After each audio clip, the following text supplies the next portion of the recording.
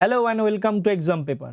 আজকের এই ভিডিওটিতে জানবো 2021-22 ফিনান্সিয়াল ইয়ারে জিডিপি গ্রোথ রেটের যে রিপোর্ট বের হয়েছে তার ব্যাপারে। তো এখানে নিউজ আর্টিকেল দেখতে পাচ্ছ, ইন্ডিয়ান ইকোনমি 8.7% হারে কিন্তু বৃদ্ধি পেয়েছে 2021-22 অর্থবর্ষে, এবং 2020-21 সালে কত ছিল? 2020-21 সালে ছিল -6.6%। তো সেখান থেকে 8.7% বৃদ্ধি, কিন্তু এটা আমরা বলতে পারি একটা পজিটিভ নিউজ। এবং ন্যাশনাল স্ট্যাটিস্টিক্যাল অফিস যেটা এনএসও, তারাই কিন্তু এই রিপোর্টটা বের করে থাকে, যেটা কিনা ministry of statistics and programme ইমপ্লিমেন্টেশনের আন্ডারে এনএসও কাজ করে। তো এদের যদি ওয়েবসাইটে যাও, এদের ওয়েবসাইটে দেখতে পাবে যে 8.7% কিন্তু জিডিপি গ্রোথ রেট আছে, এবং কনজিউমার প্রাইস ইন্ডেক্স 7.79%।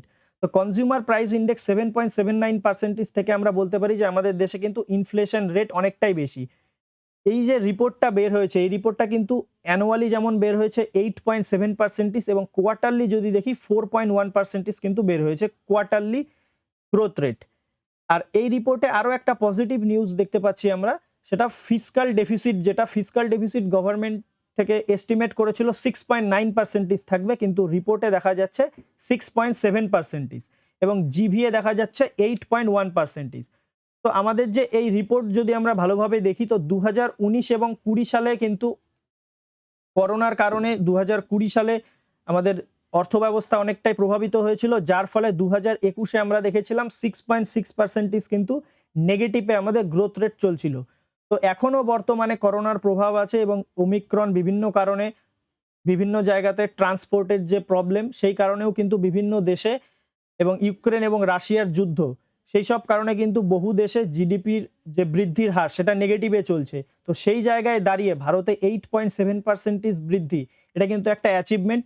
তো আরবিআই এর যেটা এস্টিমেট ছিল, সেই আরবিআই এর এস্টিমেট কিন্তু 9.5% ছিল।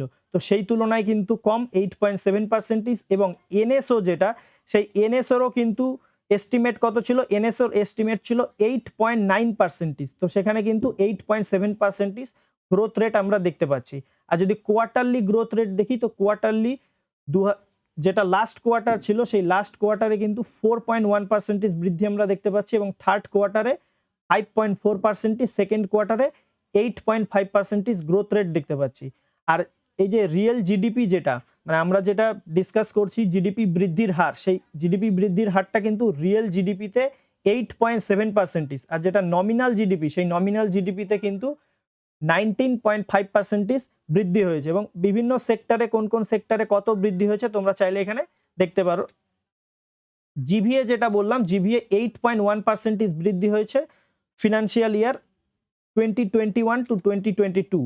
আর যেটা কোয়ার্টারলি রিপোর্ট বের হয়েছে, সেই কোয়ার্টারলি রিপোর্টে কিন্তু 3.9% বৃদ্ধি হয়েছে। তো যেটা বলছি জিভিএ, গ্রস ভ্যালু অ্যাডেড, এটা কি? এটা যদি জিডিপির থেকে আমরা ট্যাক্সকে মাইনাস করি এবং সাবসিডিকে যদি যুক্ত করি, তবেই কিন্তু আমরা পাবো গ্রস ভ্যালু অ্যাডেড। আর যেটা জিডিপি কাউন্ট করা হয় সেটা ন্যাশনাল ওয়াইজ কাউন্ট করা হয়, এবং জিভিএটা রিজিওনাল ওয়াইজ বিভিন্ন সেক্টর ওয়াইজকে জিভিএ কাউন্ট করা হয়। ফিসকাল পলিসি, যেটা ফিনান্স মিনিস্ট্রির মানে এস্টিমেট ছিল, সেটা ছিল 6.9%। তো সেখানে 6.7%, তার মানে আমরা বলতে পারি সরকার কিন্তু অনেকটা কম খরচ করেছে, এবং সরকার বড়ও কম করেছে, যার জন্য কিন্তু এই ফিসকাল ডেফিসিটকে সরকার মেনটেন করেছে। আর এই রিপোর্ট থেকে আমরা জানতে পারছি যে ওমিক্রনের জন্য ফোর্থ কোয়ার্টারে যেটা জিডিপি গ্রোথ রেট 4.1%, সেটাও কিন্তু এখানে আঘাত পেয়েছে। এটা ইন্ডিয়ান এক্সপ্রেসের আর্টিকেল দেখতে পাচ্ছ। তো বর্তমানে ভারতে কিন্তু ইনফ্লেশনের হার অনেকটাই বেশি, কারণ রাশিয়া ইউক্রেন যুদ্ধে যে ক্রুড অয়েলের দাম সেটাও অনেকটা বৃদ্ধি পেয়েছে, এবং এডিবল অয়েলের দামও কিন্তু অনেকটা বৃদ্ধি পেয়েছে। রাশিয়া ইউক্রেন যুদ্ধের ফলে আমরা সানফ্লাওয়ার অয়েল যেটা ইম্পোর্ট করতাম, সেটাও অনেকটা ব্যাহত হয়েছে, যার ফলে মাস্টার্ড অয়েলে অনেকটা চাপ পড়েছে।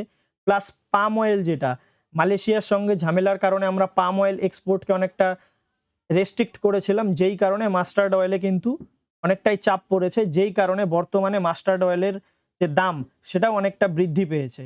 তো এর জন্য আইএমএফ সহ বিভিন্ন যে রেটিং এজেন্সি, তারা 2022-23 অর্থবর্ষে যে জিডিপি হার হবে মানে আপকামিং দিনে, সেটাকে বলছে যে 8.2% এর মধ্যেই থাকবে। তো আশা করছি তোমাদের ভিডিওটা ভালো লেগেছে। যদি ভিডিওটা ভালো লাগে অবশ্যই লাইক করো, বন্ধুদের সঙ্গে শেয়ার করো, এবং চ্যানেলে যদি নতুন হয়ে থাকো অবশ্যই চ্যানেলটিকে সাবস্ক্রাইব করো। Thank you, that's all for today.